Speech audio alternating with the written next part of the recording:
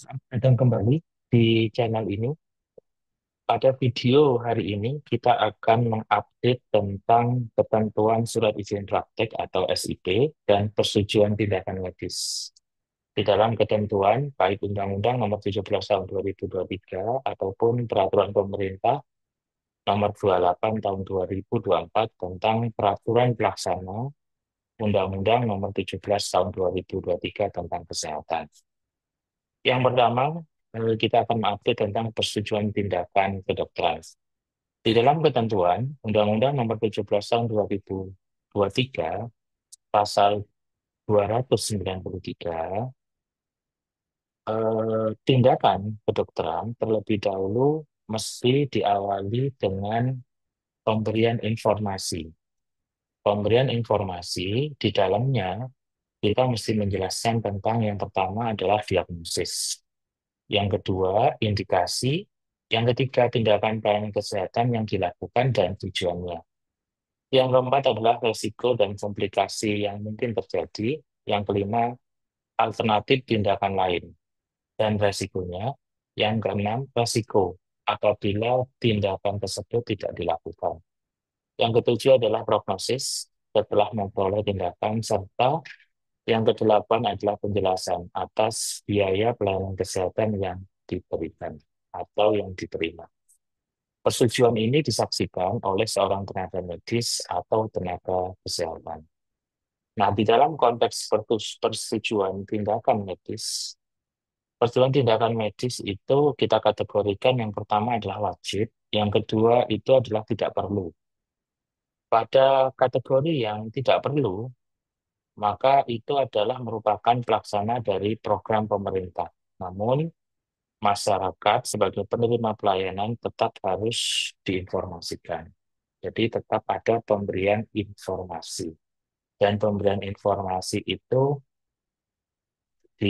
harus kita lakukan cross-check apakah memang informasi itu sudah jelas sesuai dengan maksud dan tujuan dari pemberi informasi.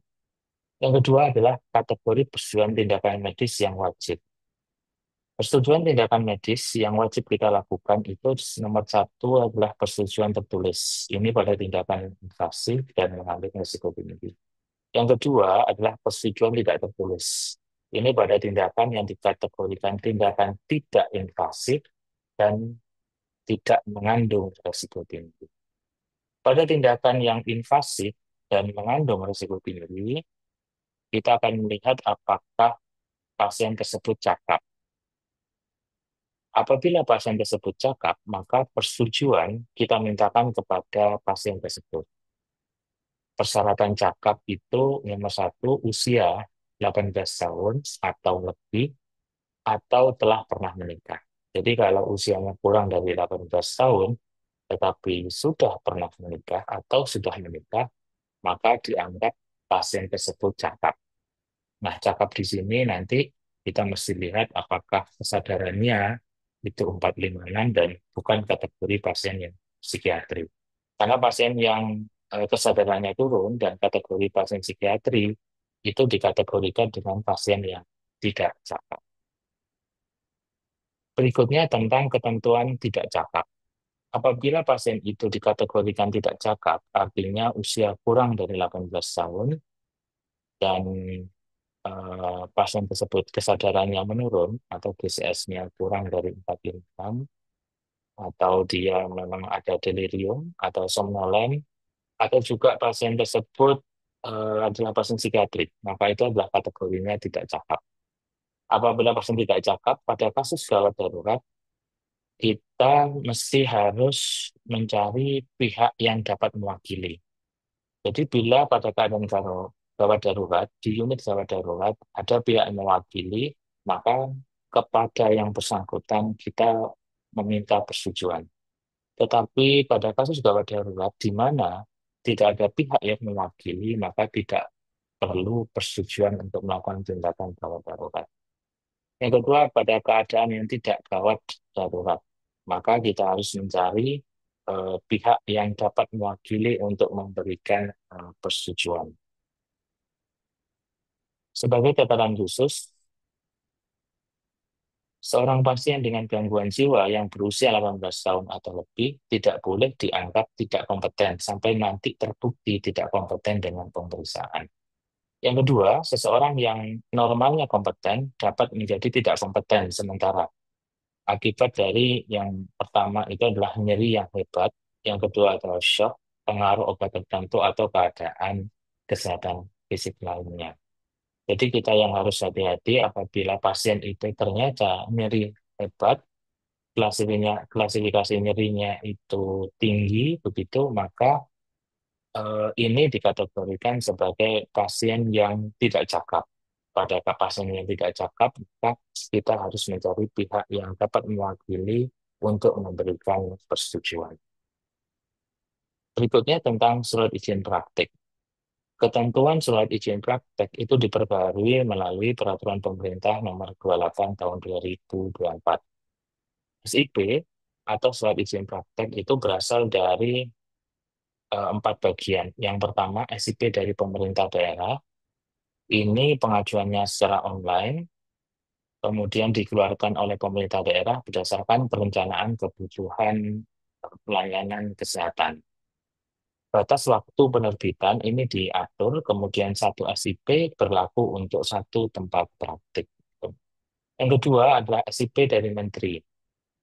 SIP dari Menteri itu meliputi SIP untuk internship tenaga medis, PPDS atau PPDGS, kemudian tiga tenaga medis yang bekerja di kawasan ekonomi khusus, yang keempat itu adalah SDM kesehatan yang bekerja di daerah tertinggal, perbatasan, kepulauan, dan daerah yang bermasalah kesehatan. Yang kelima adalah percepatan pemenuhan pelayanan kesehatan di kawasan tertentu. Jenis SIP yang ketiga itu adalah praktik tanpa SIP. Praktik tanpa SIP itu adalah penugasan yang diberikan kepada tenaga medis yang berasal dari kementerian itu sudah setara dengan SIP. Jadi surat penugasan setara dengan SIP. Yang keempat itu adalah surat tugas dari menteri. Surat tugas dari menteri berlaku 1 tahun. Nah, surat tugas ini dimaksudkan untuk memberikan pelayanan kesehatan di satu daerah tertentu dengan catatan ini untuk tenaga spesialis dan subspesialis. Ini diberikan untuk bekerja pada fasilitas kesehatan tertentu. Yang kedua, diberikan untuk mereka yang bekerja di kawasan ekonomi khusus. Kita akan melihat tentang ketentuan masa berlaku. Jadi ketentuan masa berlaku SIP, masa berlaku SIP bagi warga negara asing, SIP berlaku 2 tahun dan diperpanjang 1 kali. Mekanisme perpanjangan akan mengikuti ketentuan yang sudah diatur. Yang kedua, SIP yang berlaku 5 tahun. Ini adalah pada warga negara Indonesia. Jadi warga negara asing, SIP-nya berlaku 2 tahun diperpanjang 1 kali. Bagi warga negara Indonesia, SIP-nya berlaku 5 tahun. Nah, ada ketentuan yaitu eh, dikecualikan dari jangka waktu tertentu. Jadi SIP dari menteri, SIP dari menteri untuk internship PPDS, tenaga medis di kawasan ekonomi khusus, SDM kesehatan di daerah tertinggal, dan percepatan pemenuhan pelayanan kesehatan, masa berlaku SIP dikecualikan jangka waktu tertentu. Dikecualikan jangka waktu tertentu itu adalah SIP itu akan tidak berlaku apabila sudah selesai proses internshipnya, apabila sudah selesai proses PPDS-nya, apabila sudah selesai masa penugasannya di kawasan ekonomi khusus. Nah, ini adalah ketentuan yang kita sebut dengan ketentuan masa berlaku dikecualikan. Tentang berikutnya, tentang SCR. Jadi SCR itu adalah surat tanda registrasi yang berasal dari konsil, konsil kesehatan. Nah, SCR ini berlaku seumur hidup. SCR ini terbagi menjadi dua, SCR untuk warga negara Indonesia dan SCR untuk warga negara asing. SCR untuk warga negara Indonesia secara umum berlaku untuk seumur hidup, Kemudian ada juga STR yang berlaku jangka waktu tertentu, misalkan STR untuk keperluan pendidikan, spesialis untuk keperluan interansif. Yang ketiga adalah STR untuk keperluan adaptasi. Kemudian untuk warga negara asing, STR-nya ada dua ketentuan. Yang pertama berlaku 2 tahun dan diperpanjang 1 kali. Ini adalah ketentuan masa berlaku STR. Yang kedua itu adalah STR yang tidak ada ketentuan jangka waktunya. Jadi berlaku dan dikecualikan dari jangka waktu tertentu. Nah, STR ini adalah untuk STR warga negara asing di kawasan ekonomi khusus. Jadi demikian tentang regulasi tentang persetujuan tindakan medis dan regulasi tentang SIP, surat izin praktek kedokteran yang ada di Indonesia. Terima kasih, semoga bermanfaat untuk kita semua.